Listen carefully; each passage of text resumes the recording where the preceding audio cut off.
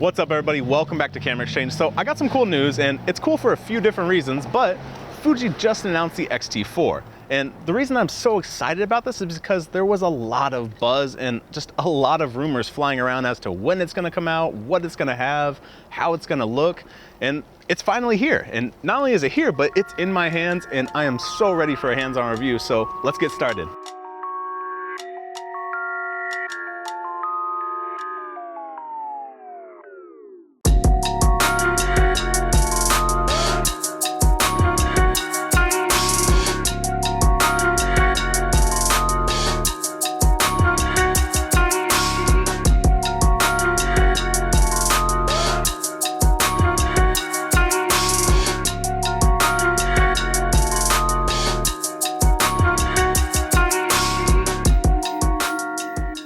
All right, so let's go ahead and talk about the fit and finish on the X-T4. And I gotta say, Fuji did some pretty cool stuff, starting off with the grip. The grip is quite a bit bigger, but it's also more recessed, and it's a lot more ergonomic than I found it to be on the X-T3. So when I'm holding on to it, there's a lot more authority with that. So it really makes me comfortable just holding the camera handheld with no strap or anything. It just makes it very comfortable. Other than that, Fuji did do a little bit on the top. Most of it's still pretty familiar though. You still have your ISO, you still have your shutter speed, and your exposure compensation. Now, what they did change was if you actually look at the back and you toggle it, you do have still and movie just at the flick of a dial, which is pretty cool because I've noticed a lot of people are using this for videography, and especially now that it does have that internal stabilization, you're probably gonna see a lot more. Now, with that internal stabilization, you can see that the whole camera is quite a bit thicker as well, especially compared to an X-T3. I didn't notice it to be too much heavier than the X-T3. It's a little bit, but really not too bad at all, and it's still super comfortable. Now, moving on to the back is still pretty similar as well. Some things did change, and not so much change, but just kind of flip-flopped. Your Q menu is no longer right here. They actually moved it up here more by your thumb, and your AEL is now right here. So it was a small change, but at the end of the day, it was actually a pretty comfortable one. I can now hit that quick menu quite a bit easier, and I just gotta use my thumb for it. Now moving on to the side, this is the one that kind of got me and kind of threw me for a curve. Fuji no longer made this a single door, first of all, but it's also no longer removable. It's these little pullouts, and I'm honestly not a huge fan of these because usually they degrade and they end up breaking. Now, these feel pretty nicely made. They're pretty, solid, and they clip in pretty well, so they're nice and flush, but I just see that being a potential wear area, and you might lose a door and have to get it replaced. So all in all, I really wish they would have just stuck with what the X-T3 had and just kept that, removable door and single door. All right, so the next point I want to talk about is going to be their articulating screen on the X-T4. And I've seen some hate on this, and I've seen a lot of people saying that they're going to love it. And as far as hating it, I mean, I guess you could say it if you've used it before, but if you haven't picked up the camera, I don't see how you can say you're not going to like something, especially not trying it out in the real world, because I didn't think it was going to make that big of a deal, but I really do like articulating screens, especially over Fuji's, what they had on the X-T3 where it just tilted up and then tilted down, and that's really all you got, and then you could push it back in. One, that left a little pocket on the outside that made it a little larger and potentially easier to crack the screen. But more importantly is now you have those similar functionalities. You have it right here, you can tilt down, you can tilt up, and you're still getting your same stuff, but you're adding the fact that you can now self-record, or if you want to protect your camera in your bag or while you're walking around, just close it right here. Or if you don't use the rear screen very much and you want to save battery life and just use viewfinder, now you can close it and not have to worry about it either. Now, moving on to the bottom of the camera, Fuji did put a larger battery in it, which is pretty awesome because before you were around 300 something shots on one battery charge, which was, okay, but at the same time, really not. Now you're getting 600 plus, which is a huge thing because now you can take less batteries and be out taking photos a lot longer. Or if you're using it for videography, it eliminates the necessity to have a ton of batteries, knowing when you gotta switch it out, or having to find a plug for DC power. So all in all, Fuji did a great move on both items in my book. So let's keep going.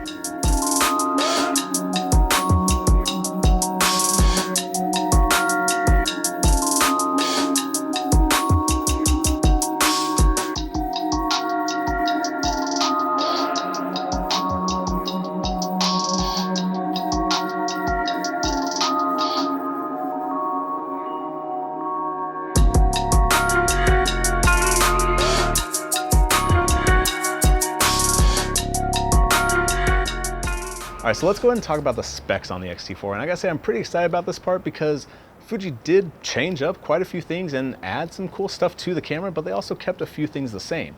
Resolution being one of those things they kept the same. You still have a 26 megapixel CMOS aps-c size sensor, and you're still rocking that same X-Trans 4 processor, which is okay. The image quality on the X-T3 was great, and the low light capability was pretty awesome as well, so don't think it really needed to be changed. But moving on to what they did change, and one thing I noticed right out of the box on the camera was the shutter mechanism. Not only is it twice as durable as it was on an X-T3, so now it's capable up to 300,000 actuation shutter life versus the previous X-T3 only having 150,000 shutter actuation life, which is really cool. But the biggest thing I noticed was it's a lot quieter and it's really fast, and you can actually hear it. That was a burst from the camera. So that was at 15 frames per second, and it was super quiet. So all in all, I think they did an awesome job on that. Now, moving over to the other huge thing that a lot of people are talking about and a lot of people were just raving over is the fact that the camera now has in-body stabilization, which I think was a huge decision for Fuji to put that in because it did make the camera a little bigger and it probably takes up a little more battery life, but it brought them to the rest of the marketplace because if you look around, most every other mirrorless camera has in-body stabilization, so it's a good thing that Fuji finally put that into a camera in the X-T series, and I just love seeing that because it worked so great on the X-H1.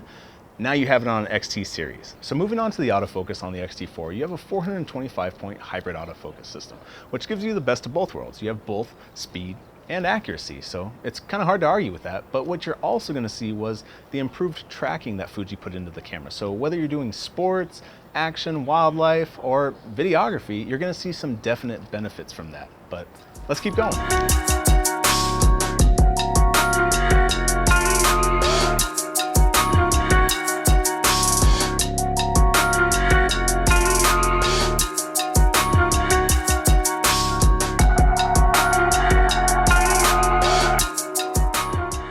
So now I want to go ahead and move on to the film simulation modes that you're seeing on the X-T4. And if you are holding an X-T4 and you go into that simulation area, you're going to see two ones that you probably haven't seen on an X-T series before. And that's going to be one, your classic negative, which is an awesome film simulation mode to shoot in. I really do enjoy it. But the new one being the Eterna bleach bypass, which is super cool. And I gotta say, I kind of wrote it off as I don't like it at first. When I first picked up the camera, that was one of the first things I did after playing with it and checking out the speed and all that. I went over to the film simulation and I had to check out that new film simulation mode. And it's actually really cool once you give it some time and really try it in some different areas. Because what I did when I first picked it up, as I picked it up, I took a picture of honestly a trash can and I said, it looks okay, it's kind of subtle, it's high contrast, that's cool and all, but I don't know what I'm gonna use it for. And then I happened to take a portrait with it. And I gotta say, it's a really cool portrait look, but it's an also really cool just general to shoot with look. I gotta say, I really liked it and I definitely recommend you try it as well. So now let's move on to the viewfinder and the rear screen. So starting off with your rear screen, it's coming in at 3 inches and it's about 1,000,000 dot resolution, which is okay. It'd be nice to see it a little higher res, but at the end of the day, it is just a rear screen. I mainly use it for menus and some weird angles that I just can't use the viewfinder for. But to the main piece, which is your viewfinder up here, it's coming in at 3.69 million dot resolution, which while it is nice and it is sharp and you can definitely tell texture, detail, and separation from subject and background, it would have been really nice to see it kind of up there with the rest of the marketplace and where they're at, which is in the 4.6 to 5 million dot resolution, because looking through those viewfinders looks amazing. And it would have been really cool to see that put into the Fuji series because honestly, it doesn't hurt to have better resolution out of your viewfinder. It helps with a lot of different stuff. And honestly, I use it all the time. So, it's not that it's gonna knock the camera in any way. It still looks great, but it would have been awesome to see a higher res viewfinder, at least for me. Hey guys, the video Vince to talk about some of the video features on the X-T4. So Fujifilm decided to give you all the same video features of the X-T3 and transfer them over to the X-T4. So if you were already happy with what the X-T3 was giving you, you're not going to be disappointed in this. One thing that Fujifilm did add was the ability to get better slow motion. You're now able to shoot up to 240 frames per second in full HD. So it's super slow-mo, it's super clean images, and it just looks really nice, and it's always fun to mess with slow motion.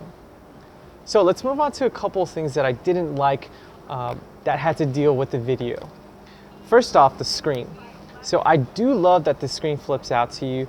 It is nice that it swivels and you're able to see yourself when recording, but the major downfall of it are these port doors. So the ports hang over, so if you have like a mic connected or anything like that, they're gonna just get in the way of the screen and it just looks super awkward, and I don't like that whatsoever. Let's talk about the ports as well. So you do have a full-size 3.5mm mic jack, but there's no headphone jack. They are giving you the adapter from the USB-C to the headphone, which is okay, but still it would have been nice to see a headphone jack as well. Now you also get a micro HDMI cable, so you're still able to shoot 422 10-bit via HDMI out, which is always a nice thing to see. So I'm pretty happy with what Fujifilm gave the X-T4. With the new stabilization that's built into it, you're not going to be disappointed. I definitely think this is a step up from what the X-H1 is, and I think this is a better hybrid camera, especially with that stabilization again than what the X-T3 was. So you're going to be very happy.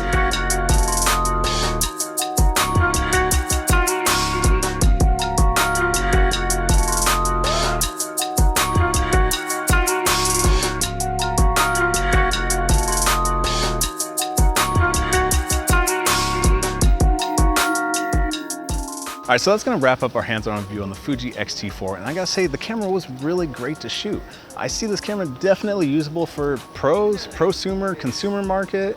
I mean, it's just a great camera and it's super well-rounded now. I mean, they did a lot of stuff to bring it up to speed with the rest of the marketplace, including the in-body stabilization. Having, you know, just the new shutter mechanism alone really gives this camera the durability and speed to match a lot of other competitors out there. So all in all, Fuji did a really good job in bringing themselves up to the rest of the marketplace. But beside that, you also got the new film simulation modes, which were super cool and super fun to use. So Fuji just keeps doing a great job and keeps impressing me with everything that they're putting out lately. But I want to ask you guys a question. If you own an X-T3, do you really think it's worth going to the X-T4? Do you think all the benefits and all the improvements has made it worth the price point that it's coming at? Go ahead and let us know in the comment section down below, but also check us out on Facebook and Instagram. Give us some love there. And if you like the video, you know, subscribe and also check out the rest of our videos on the channel. We'll see you guys next time.